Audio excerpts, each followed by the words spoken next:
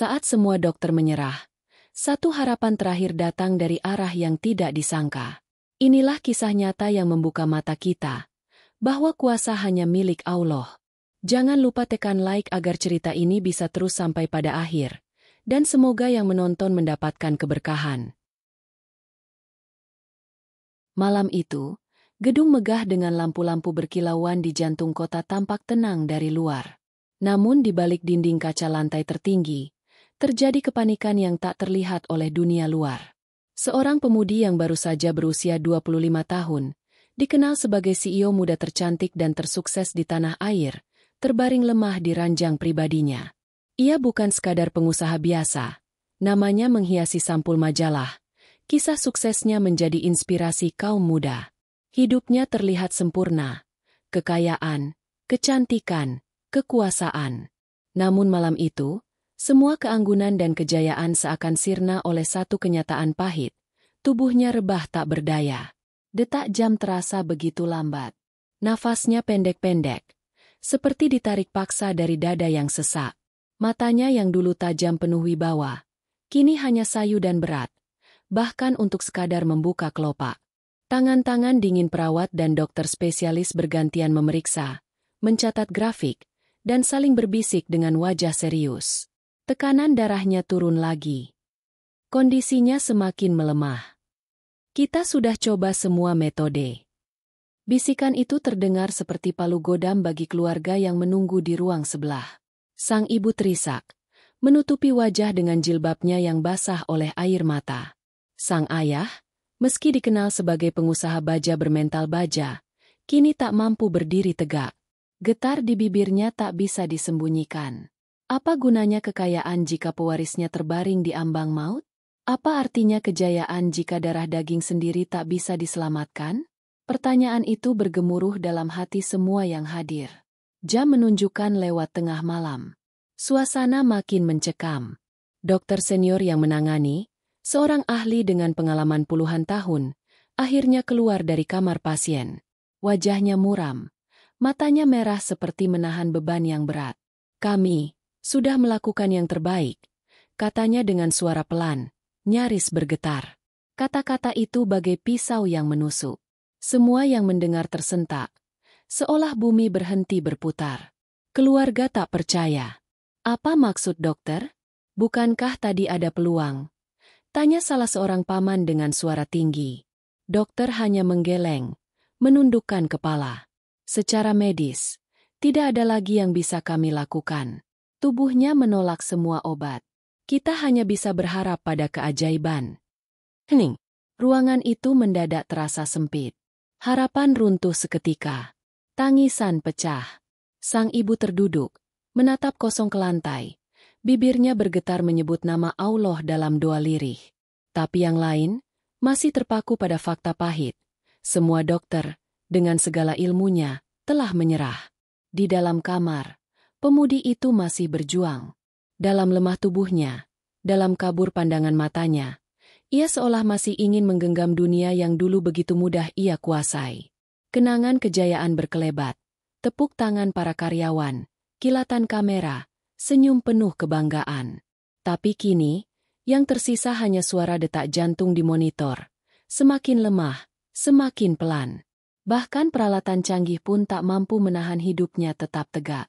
Seakan ada kekuatan lain yang jauh lebih besar sedang menariknya perlahan, membawa ke jurang yang tidak bisa dijangkau manusia. Tubuhnya menggigil, nafasnya tersendat, wajah cantiknya pucat pasi. Namun entah dari mana, air matanya menetes, seolah ia sendiri pun menyadari betapa rapuhnya manusia. Keluarga masuk satu persatu, menggenggam tangannya. Bertahanlah, nak, bertahanlah untuk kami, ucap ayahnya dengan suara pecah. Tapi tak ada jawaban. Hanya kelopak mata yang bergerak sedikit, lalu jatuh kembali dalam kelemahan. Malam itu, seluruh kota mungkin masih sibuk dengan pesta, lampu, dan kesenangan. Tapi di ruangan itu, semua terasa hampa. Semua terasa runtuh. Dunia yang megah dan gemerlap itu tak lebih dari ilusi rapuh ketika berhadapan dengan garis tipis antara hidup dan mati. Dan di sanalah cerita ini benar-benar dimulai. Saat para dokter angkat tangan, saat segala ilmu manusia tak lagi berdaya, pintu menuju sesuatu yang tak terduga mulai terbuka perlahan. Apa yang menanti? Masih misteri. Tapi jelas satu hal, perjalanan keluarga ini baru memasuki babak yang akan mengguncang iman, logika, bahkan batas tipis antara kehidupan dan akhirat. Pagi datang tanpa membawa cahaya. Matahari memang terbit di balik jendela besar rumah sakit itu. Namun bagi keluarga sang CEO muda, sinarnya hanya menyingkap kenyataan pahit yang tak bisa mereka elakkan.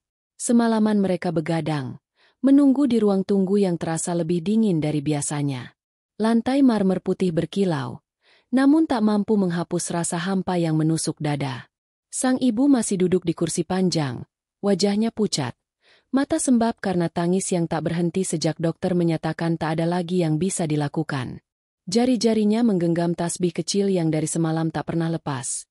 Butir demi butir digesekkan. Doa lirih dipanjatkan agar Allah berkenan memberi keajaiban. Ayah sang CEO berdiri mematung di depan jendela besar. Dari sana, ia memandang kota yang biasanya ia kuasai dengan keputusan bisnisnya. Bangunan-bangunan tinggi, jalanan padat, kendaraan berderet seperti semut. Semua itu dulunya berada di bawah kendalinya. Tapi kini, satu hal yang paling berharga di hidupnya terlepas dari genggamannya. Ia merasa begitu kecil, begitu tak berdaya. Kerabat lain mencoba memberi semangat. Kita bisa bawa dia ke luar negeri, ke rumah sakit terbaik dunia. Kita masih punya banyak opsi. Namun suara itu terdengar kosong. Seorang dokter yang kebetulan lewat berhenti sejenak, lalu dengan sopan menatap mereka. Percayalah, semua tim kami sudah berkonsultasi dengan ahli luar negeri. Hasilnya tetap sama. Kondisi putri Anda tidak merespons pengobatan. Kata-kata itu memukul keras. Harapan yang semula seperti bara kecil kini redup. Seperti api lilin yang tertiup angin, nyaris padam. Di kamar perawatan, sang CEO masih terbaring. Selang oksigen menempel di wajahnya. Cairan infus menetes perlahan ke dalam nadinya yang rapuh. Beberapa kali tubuhnya kejang ringan, membuat monitor berdentang. Perawat segera berlari, menekan tombol, menstabilkan kembali. Namun setelah itu, sunyi lagi. Hanya suara mesin yang terus berdetak, seolah menghitung sisa waktu. Keluarga yang masuk bergantian hanya bisa berdoa dan berbicara lirih. Nak, kau kuat. Kau harus kuat. Kami semua ada di sini, ucap salah seorang kakaknya, sambil meneteskan air mata di sisi ranjang. Wajah cantik yang dulu selalu tersenyum percaya diri kini pucat tak berdarah. Bibirnya kering, seolah tak lagi mampu mengucap satu kata pun. Para sahabat dekatnya pun berdatangan. Mereka yang biasa melihatnya berdiri di panggung, memberi pidato penuh semangat, kini menatapnya dengan hati hancur.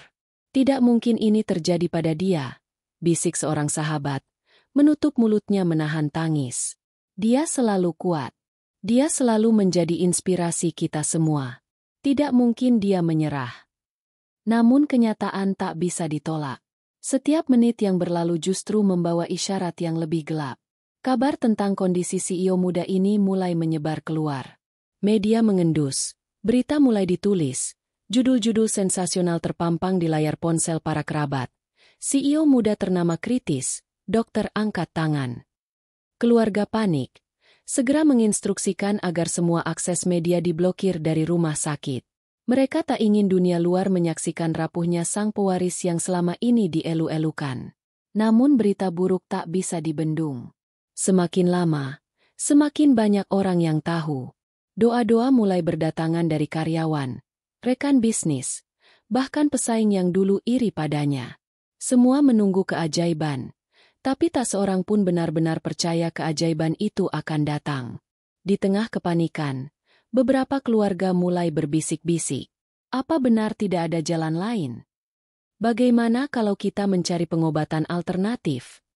Tidak mungkin kita hanya duduk diam. Kalimat-kalimat itu menimbulkan percikan harapan, meski samar. Namun bagi sang ibu, yang sejak awal hanya menggantungkan diri pada doa, ia yakin hanya Allah yang bisa membalik keadaan. Tidak ada yang bisa menyembuhkan kecuali kehendaknya, ucapnya lirih, meski air matanya terus mengalir.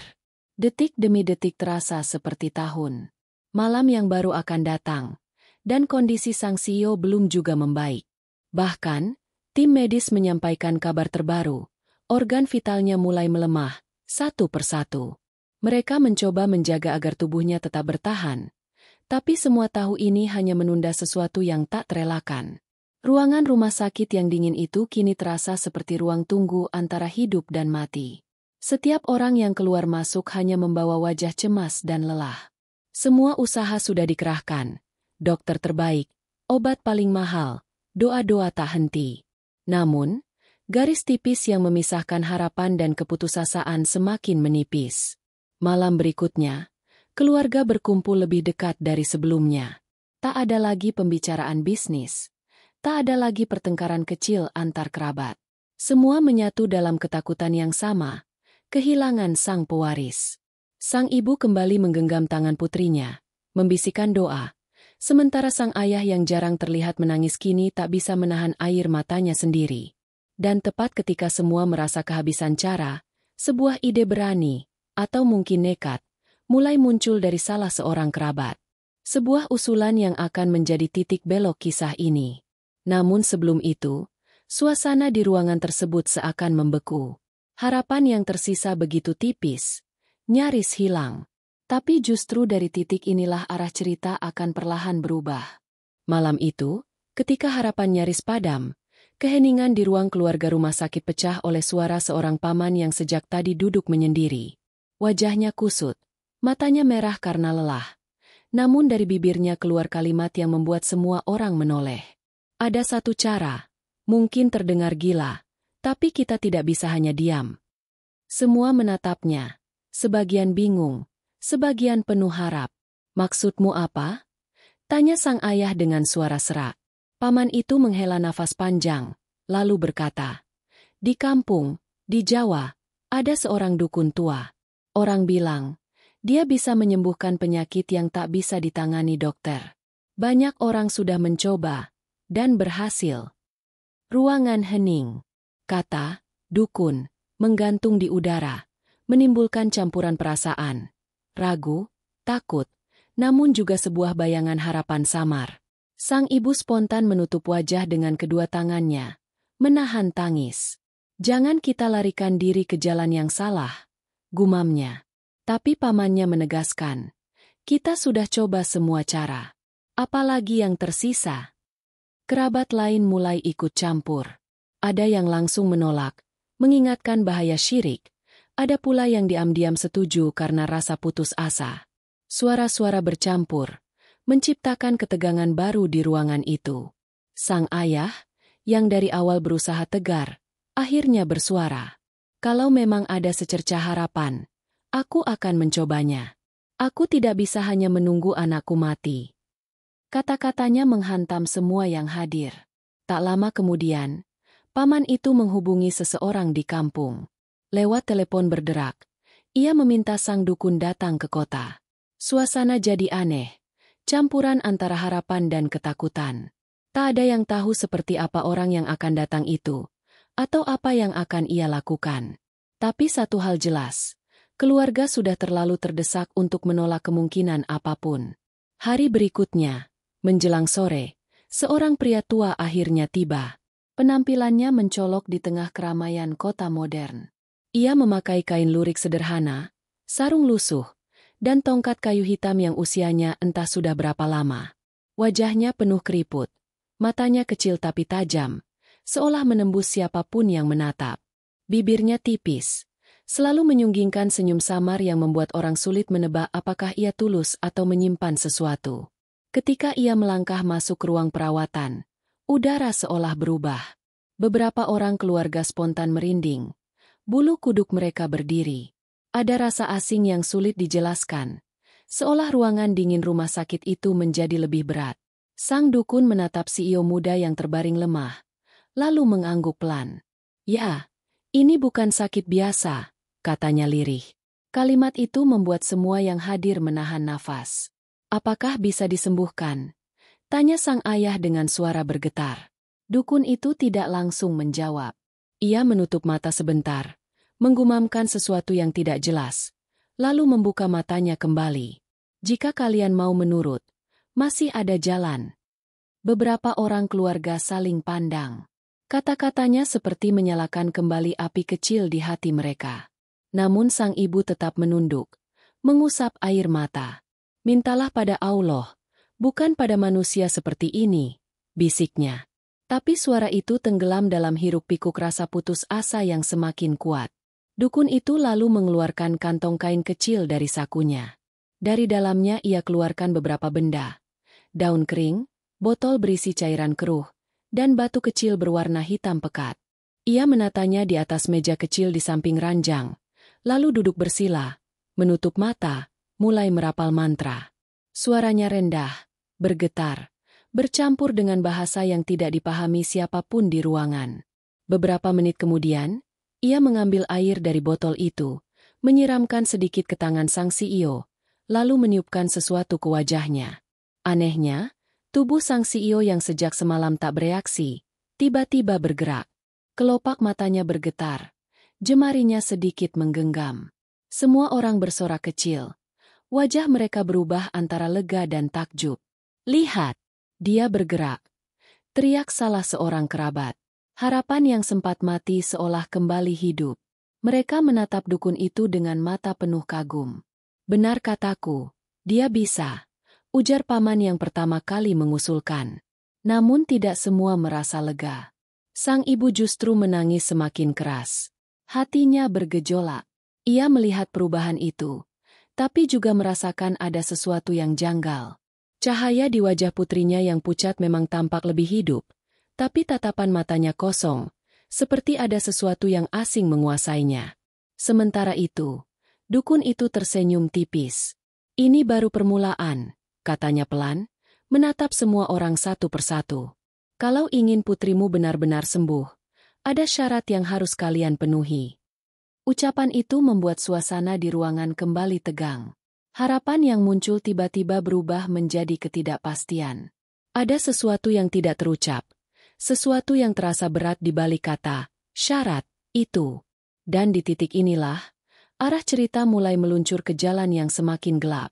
Sebuah langkah telah diambil, dan tak ada yang tahu kemana langkah itu akan membawa mereka. Namun jelas satu hal, jalan ini tidak akan mudah.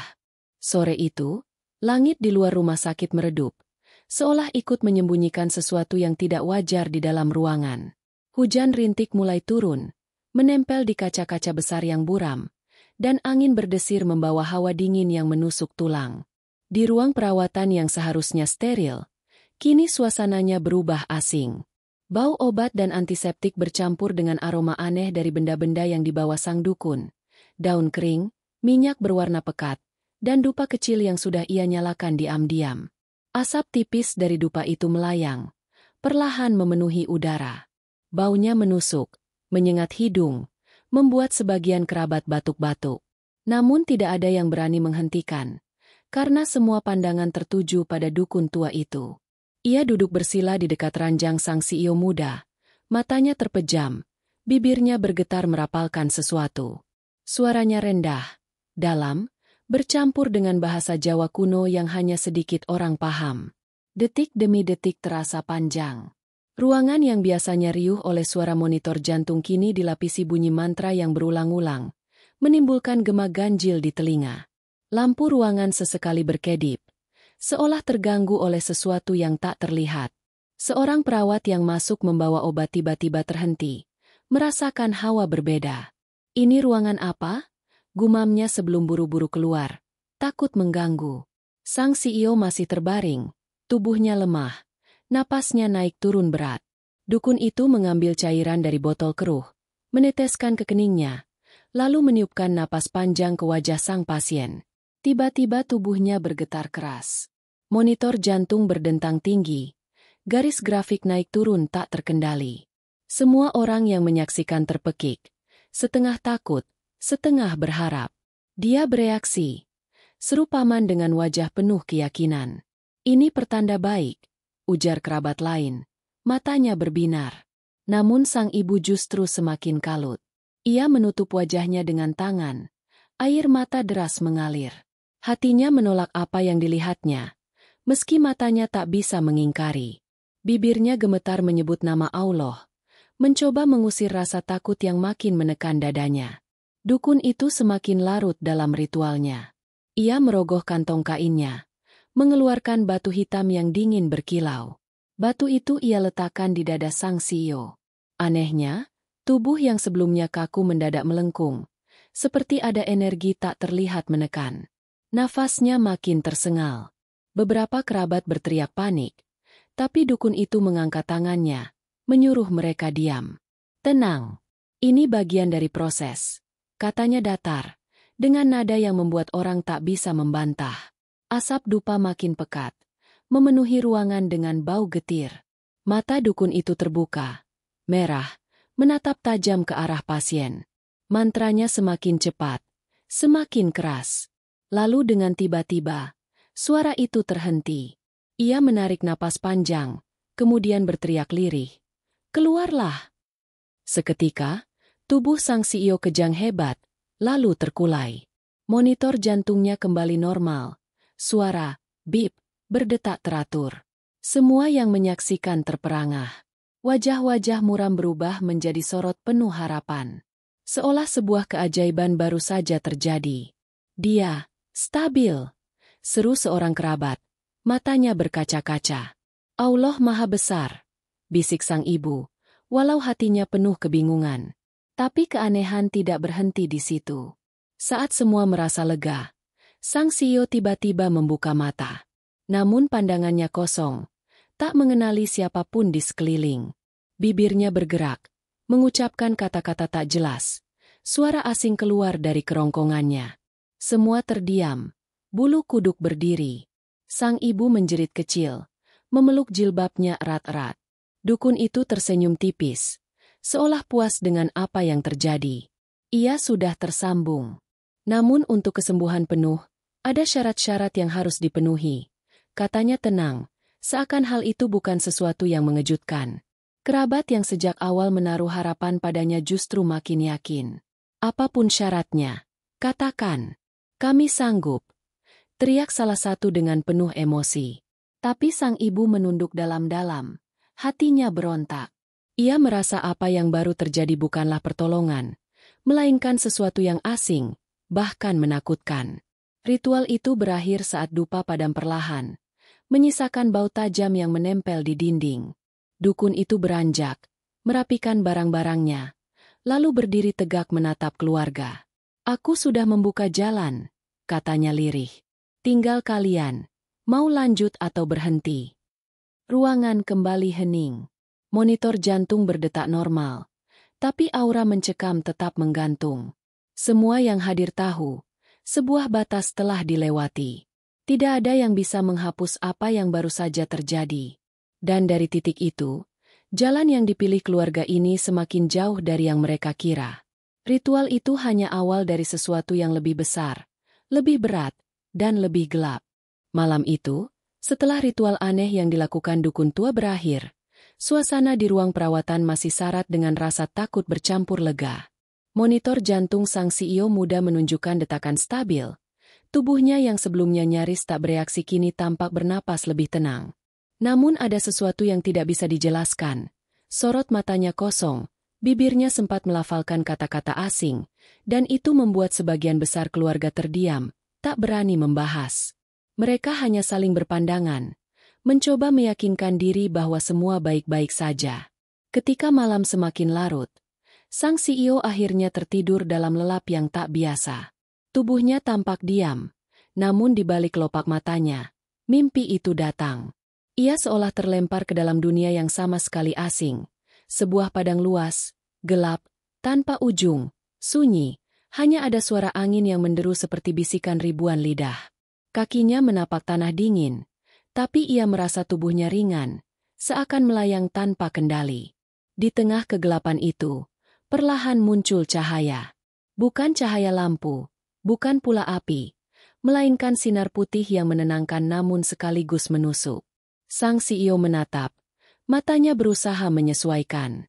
Dari dalam cahaya itu terdengar sebuah suara, jernih, lembut, namun juga tegas. Suara itu tidak datang dari satu arah, melainkan menyelimuti seluruh ruang hampa. Mintalah hanya pada Allah, bukan pada selainnya. Kalimat itu membuatnya gemetar. Hatinya yang selama ini dipenuhi kebanggaan dan rasa percaya diri mendadak runtuh. Ia mencoba bicara, namun suaranya tercekat. Air mata mengalir di pipinya tanpa ia sadari. Ia ingin menjawab, ingin berkata bahwa dirinya hanya sedang sakit, hanya ingin sembuh. Tapi suara itu kembali terdengar, lebih dalam, lebih mengguncang. Jangan serahkan dirimu pada yang menyesatkan. Hanya aku yang memberi hidup, dan hanya aku yang berhak mengambilnya. Kata-kata itu seperti petir yang menyambar jiwanya. Tubuhnya bergetar, kakinya lemas. Ia merasa seperti ditelanjangi dari segala kebanggaan yang dulu ia miliki. Kekuasaan, harta, kejayaan, semuanya lenyap tak berarti di hadapan suara itu. Ia hanyalah seorang manusia rapuh yang sedang ditarik di antara hidup dan mati. Dalam mimpi itu, ia melihat bayangan dirinya di masa lalu, saat ia berdiri di panggung, menerima penghargaan, dikelilingi tepuk tangan. Namun bayangan itu retak, pecah, lalu hilang tertelan kegelapan. Berganti dengan bayangan dirinya yang kini, terbaring lemah, dikelilingi keluarga yang menangis. Jika kau ingin selamat, kembalilah. Jangan biarkan hatimu dikekang oleh selain aku. Suara itu terdengar lagi. Kali ini begitu dekat, seakan berbisik tepat di telinganya. Tubuhnya semakin bergetar. Ia merasakan beban berat di dadanya yang perlahan mulai terangkat. Ia berusaha melangkah ke arah cahaya. Tapi ada bayangan hitam yang tiba-tiba muncul, menghadang jalannya. Bayangan itu besar, tinggi, dengan mata merah menyala. Dari tubuhnya keluar asap hitam yang menyesakkan. Bayangan itu tertawa, suaranya serak, menghantam telinga. Kau milikku sekarang. Jangan dengarkan suara itu. CEO muda itu terjatuh, menjerit dalam mimpi. Ia berusaha bangun, tapi bayangan itu menindihnya. Nafasnya sesak, tubuhnya seakan terikat rantai. Suara cahaya berusaha menenangkan. Sebut namaku, dan kau akan bebas. Namun lidahnya keluh, bibirnya tak bisa bergerak. Ia hanya bisa menangis, berjuang melawan ketakutan yang mengurungnya. Di dunia nyata, tubuhnya gelisah di ranjang. Nafasnya terengah, keringat dingin membasahi wajahnya. Sang ibu yang menjaga di sisi ranjang melihat putrinya menggeliat dan berbisik pelan dalam tidurnya. Air matanya jatuh, dan dari bibir pucat itu terdengar lirih. Samar, namun jelas. Allah, tolong aku. Sang ibu tersentak. Matanya membelalak. Tangannya langsung menggenggam erat tangan putrinya. Sambil berulang kali melafalkan doa. Ya Allah, Engkau dengarlah. Anakku kembali kepada MU. Sementara itu, sang CEO masih terperangkap dalam mimpi. Bayangan hitam itu menjerit marah ketika ia menyebut nama Allah. Rantai yang membelenggunya mulai longgar, tubuhnya terasa ringan. Cahaya itu semakin terang, menyelimuti dirinya. Bayangan hitam memudar, mundur perlahan, hingga akhirnya menghilang tertelan kegelapan. Ia pun terjatuh dalam pelukan cahaya. Rasanya hangat, tenang, damai.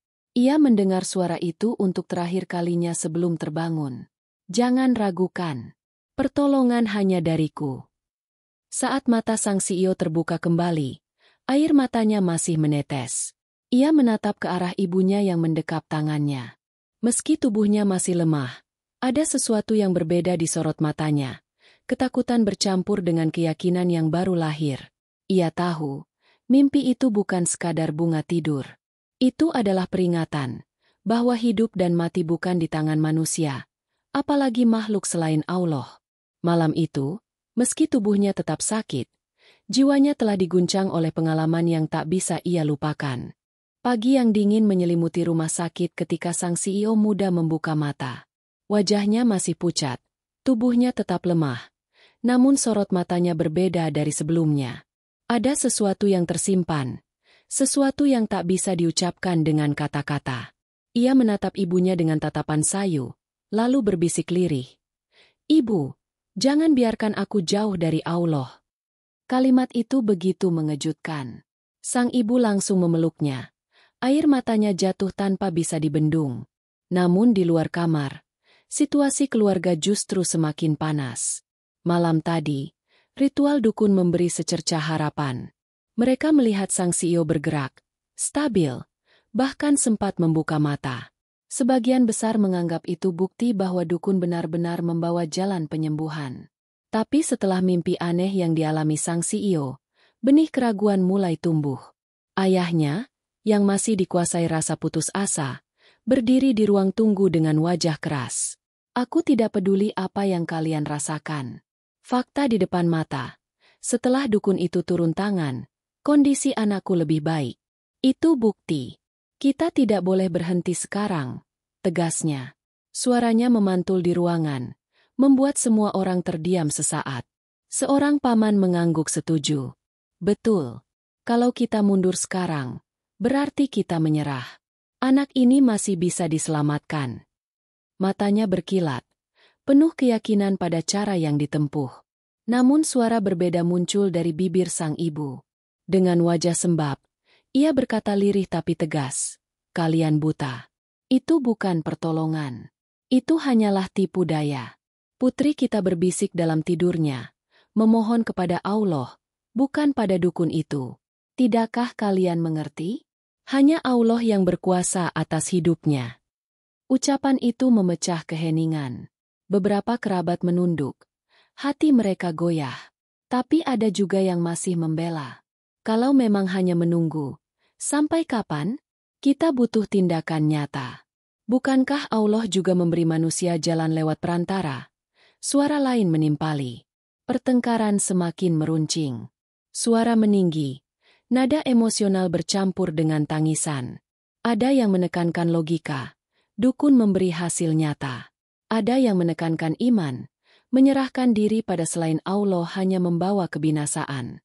Di tengah hiruk-pikuk itu, suasana ruangan semakin berat. Seolah udara dipenuhi energi yang saling bertubrukan. Sang CEO, yang mendengar sebagian percakapan dari dalam kamar, menutup matanya. Ia masih teringat jelas mimpi semalam. Cahaya putih, suara lembut yang mengingatkannya, dan bayangan hitam yang hampir menelannya. Jantungnya berdegup cepat.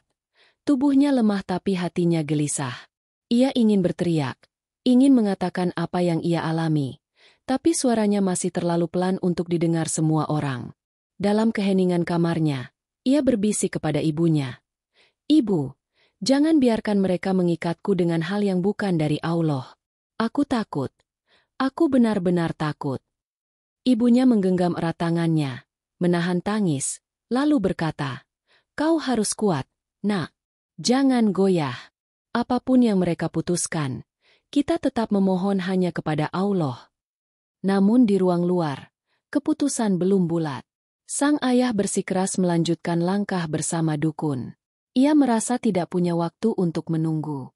Kalau kita berhenti, berarti kita menolak kesempatan. Aku tak sanggup melihat anakku meregang nyawa di depan mata tanpa berbuat apapun. Katanya keras, matanya berkaca-kaca. Sebaliknya, beberapa kerabat mulai ragu. Mereka melihat tanda-tanda aneh sejak ritual kemarin. Sorot mata kosong, bisikan asing, tubuh yang bergetar seolah ada sesuatu yang tak kasat mata ikut berperan. Hati kecil mereka berkata, ada yang tidak beres. Tapi siapa yang berani mengungkapkannya?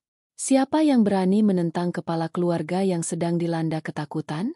Pertentangan itu semakin menyiksa. Tidak ada jawaban yang mudah.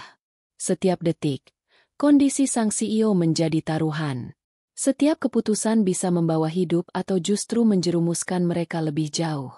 Malamnya, saat sebagian keluarga sudah kelelahan dan tertidur di kursi panjang, sang ayah kembali masuk ke kamar.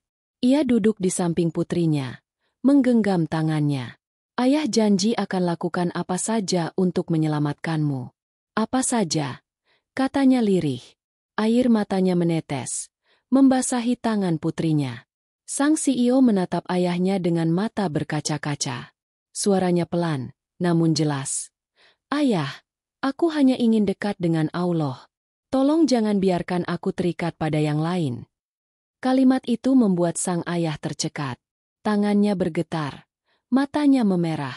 Ia ingin menjawab, tapi lidahnya keluh. Pertentangan batin itu kini bukan hanya di antara keluarga, tapi juga dalam hati sang ayah sendiri. Antara cinta pada anaknya dan keinginannya mempertahankan hidup, melawan bisikan keyakinan bahwa hanya Allah yang berkuasa. Malam semakin larut. Pertikaian kata sudah mereda, tapi di dalam hati masing-masing, perang keyakinan itu terus bergejolak. Tidak ada yang benar-benar tidur. Semua menunggu, dengan hati gamang, sambil bertanya-tanya, jalan mana yang harus dipilih? Malam itu, ruangan tempat sang CEO dirawat terasa semakin berat. Lampu-lampu yang biasanya terang benderang kini tampak redup, seperti tertutup selaput tak kasat mata. Mesin-mesin medis tetap berdetak, namun ritme bunyinya menimbulkan rasa cemas.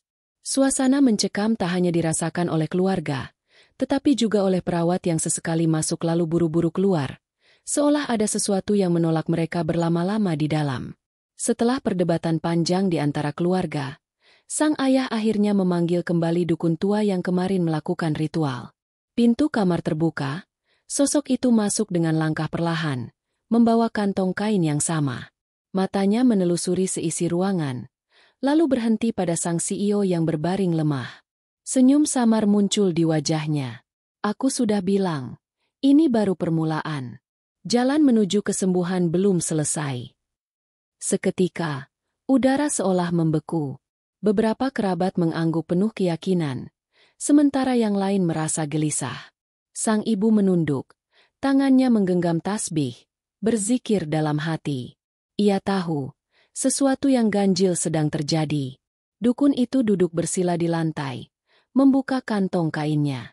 Kali ini ia mengeluarkan benda-benda lain, kembang 7 rupa, seekor ayam hitam yang masih hidup, serta selembar kain putih yang penuh dengan tulisan tak jelas. Bau anyir segera menyebar, bercampur dengan aroma dupa yang ia nyalakan. Asap putih bergulung, memenuhi ruang, menekan dada siapapun yang berada di sana. Untuk memutus akar penyakit ini, katanya lirih namun tegas, kalian harus memberikan apa yang diminta alam. Sesajen. Itu syaratnya. Kata-kata itu membuat sebagian keluarga langsung saling berpandangan. Ada yang pucat, ada yang marah, ada pula yang hanya terdiam tak berdaya. Paman yang sejak awal mendukung dukun itu maju mendekat. Katakan apa yang harus kami lakukan. Kami sanggup. Namun sang ibu segera memotong dengan suara gemetar. Tidak, kita tidak boleh menyerahkan sesajen atau tumbal. Itu bukan jalan yang diridhai Allah. Itu bukan ikhtiar, itu jebakan. Suaranya penuh tangis, namun tatapannya tajam. Pertentangan kembali pecah di ruangan itu. Ada yang meyakini bahwa syarat itu hanyalah tradisi yang tidak berbahaya. Ada yang merasa ngeri membayangkan makhluk gaib yang mungkin terlibat. Ketegangan memuncak. Sementara perdebatan berlangsung, tubuh sang CEO mulai bergetar lagi. Mata tertutupnya bergerak cepat, seperti orang yang tengah bermimpi buruk. Nafasnya terengah, dadanya naik turun tak terkendali. Alarm monitor berbunyi keras, membuat semua orang panik. Dukun itu justru tersenyum.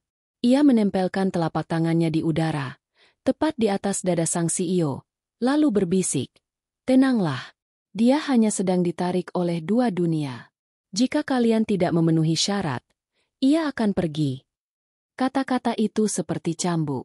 Beberapa kerabat berteriak histeris.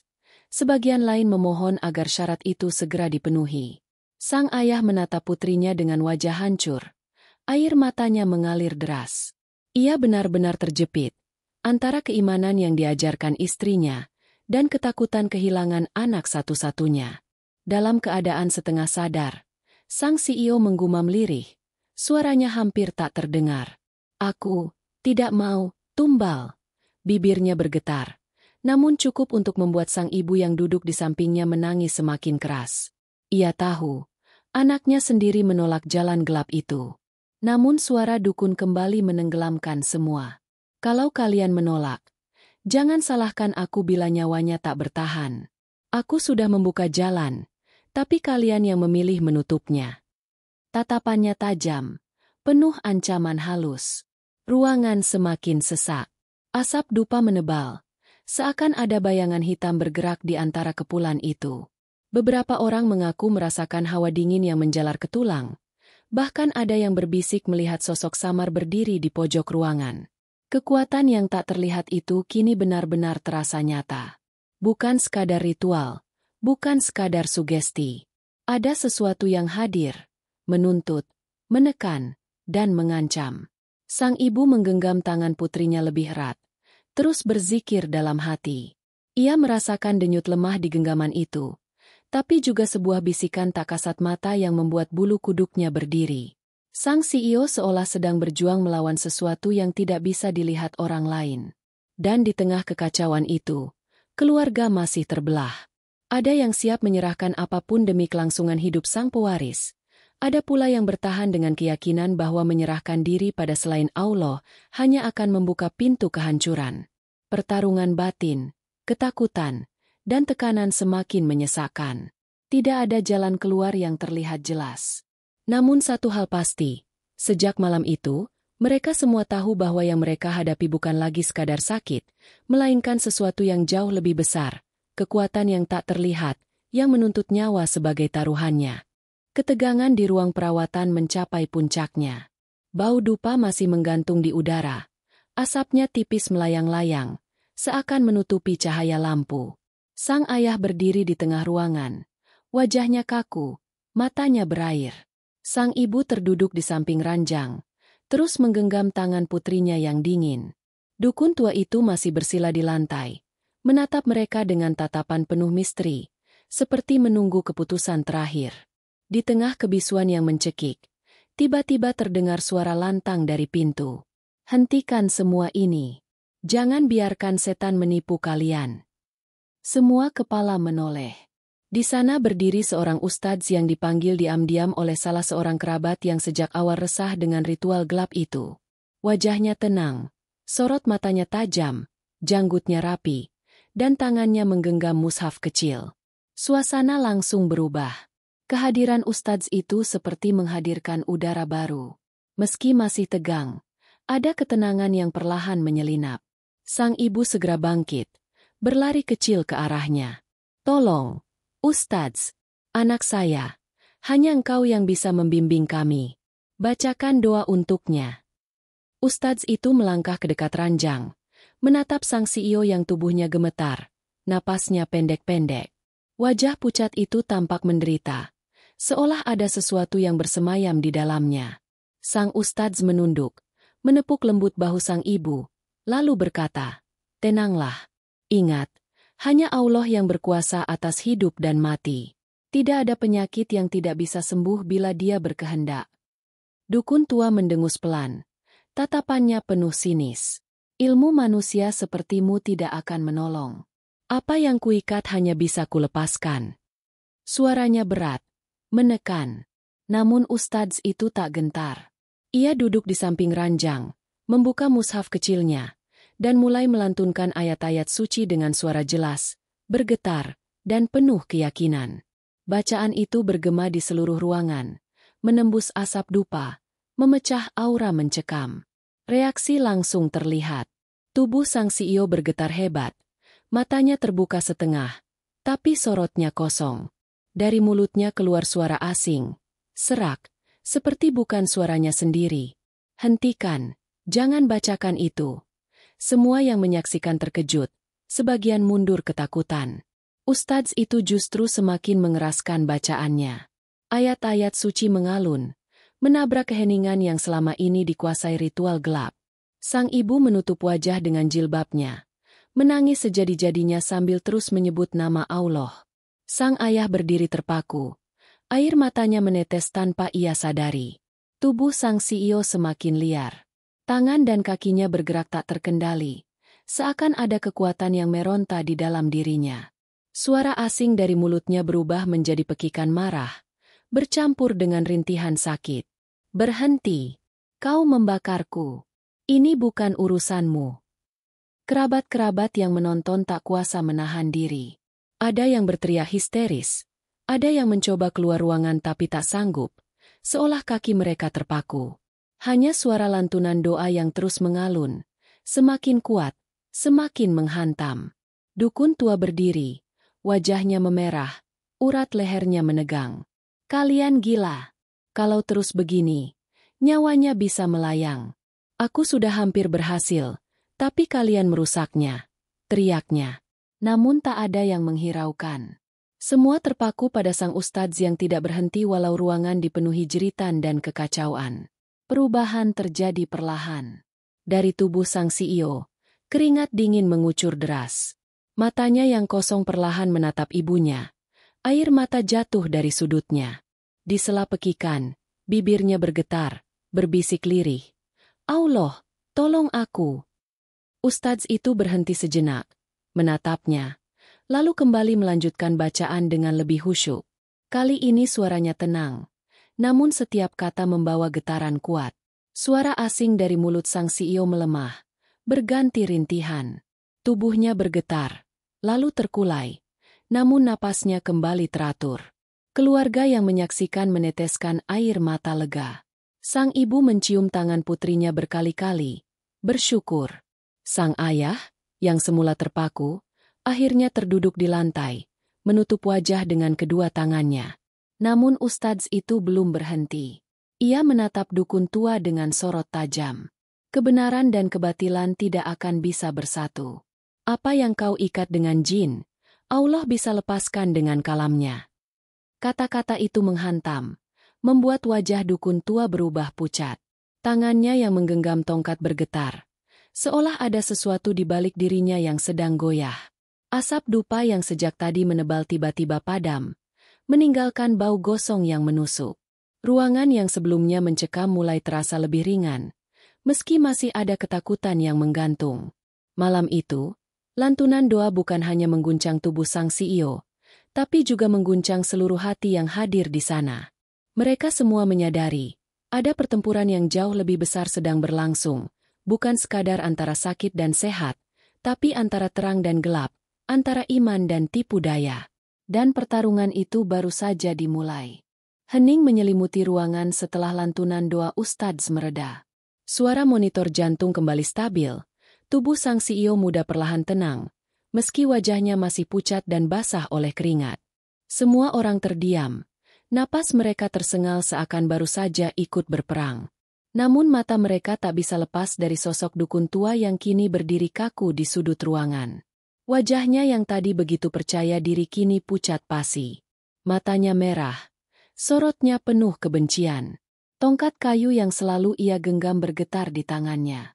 Ustadz menatapnya dengan tenang namun tegas, seolah menantang rahasia yang ia sembunyikan. Aku sudah melihatnya sejak awal, suara ustadz itu bergema. Jelas, membuat bulu kuduk semua yang hadir berdiri. Engkau tidak datang untuk menyembuhkan, tapi untuk mengikat. Penyakit anak ini bukanlah penyakit biasa. Itu buatan. Dan engkau yang menjaganya. Kalimat itu menghantam keras. Keluarga terperangah, sebagian menutup mulut, sebagian lagi melangkah mundur. Sang ibu menangis terseduh, semakin yakin dengan firasatnya sejak awal. Sang ayah, yang selama ini berharap besar pada dukun itu, menatap dengan mata membelalak, seakan tak percaya apa yang baru saja ia dengar. Dukun tua itu tertawa kecil, tawa serak yang membuat bulu kuduk merinding. Kau pikir kau tahu segalanya? Orang alim? Keluarga ini sudah lama terikat. Apa yang terjadi pada gadis itu bukan hanya sakit. Itu adalah warisan. Perjanjian lama yang tak bisa diputus begitu saja. Ucapan itu membuat ruangan bergemuruh oleh bisikan panik. Perjanjian? Warisan? Apa maksudnya? Salah seorang kerabat bertanya dengan suara bergetar. Dukun itu mengangkat kepalanya, menatap keluarga dengan sorot tajam. Leluhur kalian, bertahun-tahun lalu, pernah meminta kekayaan dan kedudukan. Sebagai gantinya, mereka menyerahkan perjanjian. Nyawa keturunan akan menjadi tumbal, satu demi satu. Gadis ini, hanyalah yang berikutnya dalam giliran. Seketika, suasana meledak. Jeritan histeris terdengar. Beberapa kerabat langsung bersimpuh menangis. Sang ayah terduduk, wajahnya pucat, keringat dingin bercucuran. Ia mengguncang kepalanya, tidak ingin percaya. Tidak mungkin, itu bohong. Suaranya pecah, menggema di ruangan. Namun Ustadz itu tetap tenang. Ia menatap sang ayah dan berkata, "Apakah benar, di keluarga kalian, ada ritual aneh yang dilakukan turun-temurun? Apakah ada harta yang tak pernah jelas asalnya? Kekayaan yang datang terlalu cepat?" Pertanyaan itu membuat sang ayah terdiam. Sorot matanya goyah, mengingat sesuatu yang selama ini ia abaikan. Dukun itu tersenyum sinis, seolah menemukan celah. "Kalian kaya, kalian berkuasa, tapi semua itu ada harganya. Dan sekarang, waktunya ditagih." Sang ibu berteriak sambil menutup telinganya. "Cukup! Jangan kau sesatkan kami. Kekayaan itu tidak sebanding dengan nyawa anakku." Ia merapat ke tubuh putrinya, menggenggamnya erat, seolah melindunginya dari kekuatan gaib yang terus menekan. Ustadz maju selangkah. Suara lantunannya kembali bergema. "Allah tidak butuh perjanjian kotor manusia. Semua ikatan setan bisa diputus dengan izinnya." Kalimat itu bagai petir. Tubuh sang CEO bergetar lagi, seolah ada sesuatu di dalam dirinya yang bereaksi keras. Dari mulutnya keluar suara aneh. "Rendah, bukan miliknya. Dia milikku. Aku sudah diberi hak sejak lama." Jeritan itu membuat semua orang mundur. Ngeri. Sang ibu menangis sejadi-jadinya. Sang ayah terhuyung hampir jatuh. Dukun tua itu tertawa keras. Suaranya parau. "Lihat, kau kira mudah melawannya? Ikatan ini sudah lama terjalin. Tidak ada doa yang bisa melawan darah yang sudah dijanjikan." Namun Ustadz tidak berhenti. Ia menatap langsung ke mata sang CEO, lalu membacakan doa dengan suara lantang, penuh keyakinan. Ayat-ayat suci itu memecah ruangan, melawan setiap pekikan yang keluar dari mulut sang CEO. Tubuhnya terangkat sedikit dari ranjang. Tangan dan kakinya meronta liar. Monitor medis berdering keras. Garis grafik melonjak-lonjak. Dalam kekacauan itu, sesuatu mulai terlihat. Dari tubuh sang CEO, banyak yang bersumpah melihat bayangan hitam keluar perlahan, melayang di udara. Bentuknya samar, tapi matanya merah menyala, menatap semua yang hadir dengan kebencian. Aroma busuk menusuk hidung, membuat beberapa orang muntah. Ustadz semakin menguatkan bacaannya. Bayangan itu menjerit. Suara melengking memenuhi ruangan. Sang CEO menangis keras di sela pekikan. Air matanya mengalir deras. "Aku tidak mau. Aku hanya mau pada Allah," teriaknya di tengah jerit kesakitan. Kata-kata itu membuat suasana berbalik. Bayangan hitam itu terhuyung, seolah terbakar. Dukun tua mencoba menahan, mengangkat tongkatnya, merapal mantra. Namun tiba-tiba tangannya gemetar hebat. Tongkat itu terlepas dan jatuh ke lantai. Ia mundur beberapa langkah. Wajahnya penuh panik. Rahasia yang selama ini ia sembunyikan akhirnya terungkap. Ia bukanlah penyembuh. Ia hanyalah penjaga rantai kegelapan. Penerus perjanjian gelap yang mengikat keluarga itu. Semua tindakannya bukan untuk menyelamatkan, melainkan untuk memastikan ikatan tetap hidup. Ruangan dipenuhi jeritan, tangisan, dan doa. Semua orang kini sadar, yang mereka hadapi bukan sekadar penyakit, tapi warisan kelam yang selama ini mereka abaikan. Dan malam itu, kebenaran akhirnya berdiri telanjang di hadapan mereka, tanpa bisa ditutupi lagi. Udara di dalam ruangan semakin berat. Asap gaib yang melayang setelah bayangan hitam itu muncul masih bergulung, menebar aroma busuk menusuk hidung. Tangisan keluarga bercampur dengan jeritan histeris. Sementara sang CEO muda terus bergetar di ranjangnya. Wajahnya pucat, keringat bercucuran. Bibirnya gemetar menyebut lirih nama Allah berulang kali. Dukun tua yang tadi berdiri tegak kini terpojok di sudut ruangan. Wajahnya pucat, tubuhnya bergetar. Tapi matanya masih menyala dengan rasa benci. "Kalian bodoh. Kalian pikir doa-doa itu bisa melawan perjanjian yang sudah terikat darah? Kalian takkan bisa menghentikannya," teriaknya dengan suara serak. Penuh putus asa namun tetap menantang. Ustadz itu berdiri tegak.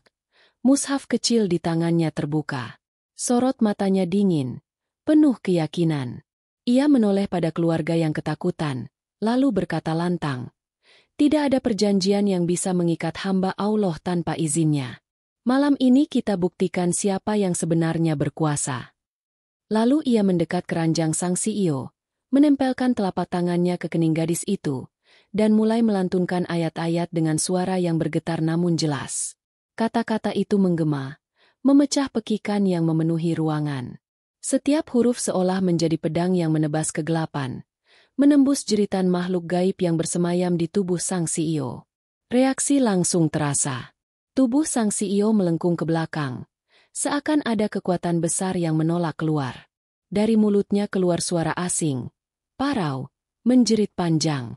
Hentikan. Aku tidak akan pergi. Dia sudah ditetapkan untukku. Suara itu bukan suara seorang gadis, melainkan suara yang berat, menyeramkan, menusuk telinga. Keluarga menjerit, sebagian menutup telinga, sebagian lagi menangis menyebut nama Allah. Sang ibu berlutut di samping ranjang, tangannya memeluk kaki putrinya sambil terus berdoa. Ya Allah, selamatkan anakku, jangan biarkan ia diambil mereka. Suasana semakin mencekam ketika bayangan hitam yang sebelumnya keluar kini kembali muncul, melayang di atas tubuh sang CEO. Matanya menyala merah, taringnya terlihat, dan dari tubuhnya menyembur asap hitam pekat. Ia menjerit, "Dia milikku. Kalian tidak bisa mengambilnya dariku." Ustadz semakin keras membaca ayat-ayat suci. Tangannya menggenggam erat mushaf. Matanya menatap lurus pada bayangan itu. "Pergilah. Kau tidak punya kuasa atas dirinya.